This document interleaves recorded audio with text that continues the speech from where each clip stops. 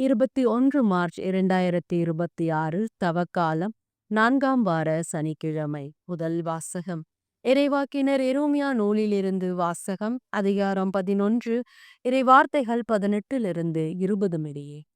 ஆண்டவர் எனக்கு வெளிப்படுத்தினார், நானும் புரிந்து கொண்டேன்.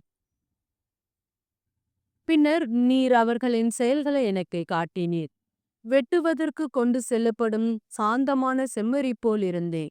அவர்கள் எனக்கு எதிராய் மரத்தை பழத்தோடு அழிப்போம், வாழ்வோரின் நாட்டிலிருந்து அவனை அகற்றி விடுவோம், அவன் பெயர் மறைக்கப்படும் என்று சொல்லி சதித்திட்டம் தீட்டியதை நான் அறிந்திருந்தேன்.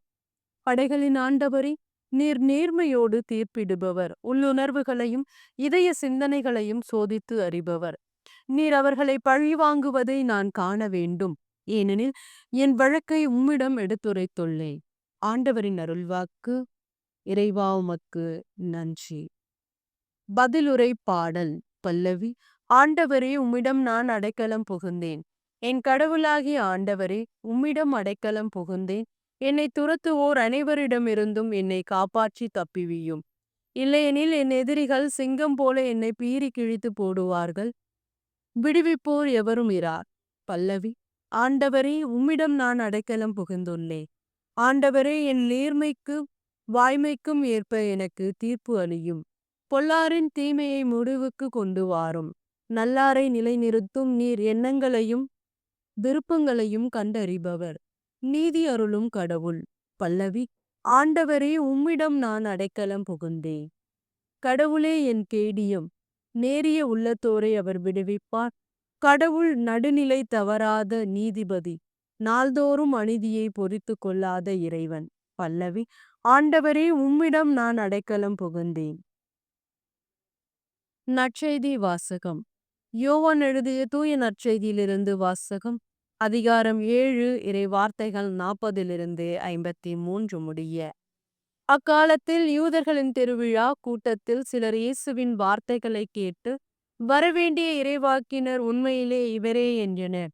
வேறு சிலர் மெசியா இவரே என்றனர். மற்றும் சிலர், கலிலேயாவில் இருந்தா மெசியா வருவார், தாவீதின் மரபில் இருந்தும் அவர் குடியிருந்த பெத்லஹேம் ஊரில் இருந்தும் மெசியா வருவார் என்றல்லவா மறைநூல் கூறுகிறது என்றனர். இப்படி அவரை குறித்து மக்களிடையே பிளவு ஏற்பட்டுள்ளது. சிலர் அவரை பிடிக்க விரும்பினர், ஆனால் யாரும் அவரை தொடவில்லை. தலைமை குருக்களும் பரிசேயர்களும் அனுப்பியிருந்த காவலர்கள் அவர்களிடம் திரும்பி வந்தார்கள். அவர்கள் காவலர்களிடம் ஏன் அவனை பிடித்து கொண்டு வரவில்லை என்று கேட்டார்கள். காவலர் மறுமொழியாக, அவரை போல எவருமே என்றுமே பேசியது இல்லை என்றனர். பரிசேயர் அவர்களை பார்த்து, நீங்களும் ஏமாந்து போனீர்களோ? தலைவர்களாவது பரிசேயர்களாவது அவனை நம்புவோர் யாராவது உண்டா? இம்மக்கள் கூட்டத்துக்கு திருச்சட்டம் தெரியாது, இவர்கள் சபிக்கப்பட்டவர்கள் என்றனர். அங்கிருந்து பரிசேயருள் ஒருவர், நிகதேம் அவரே, முன்பு ஒரு நாள் இயேசுவிடம் வந்தவர். அவர் அவர்களிடம், ஒருவரது வாக்குமூலத்தை கேளாது அவர் என்ன செய்தார் என்று அறியாது ஒருவருக்கு தீர்ப்பு அளிப்பது நமது சட்டப்படி முறையாகுமா என்று கேட்டார். அவர்கள் மறுமொழியாக, நீரும் கலிலியரா என்ன? மறைநூலை துருவி ஆராய்ந்து பாரும், அப்பொழுது கலிலியாவில் இருந்து இறைவாக்கினர் யாரும் தோன்றவில்லை என்பதை அறிந்து கொள்ளுவீர் என்றார்கள். அவர்கள் ஒவ்வொருவரும் அவரவர் வீட்டுக்கு சென்றார்கள். ஆண்டவரின் அருள்வாக்கு. கிறிஸ்துவே உமக்கு புகழ்.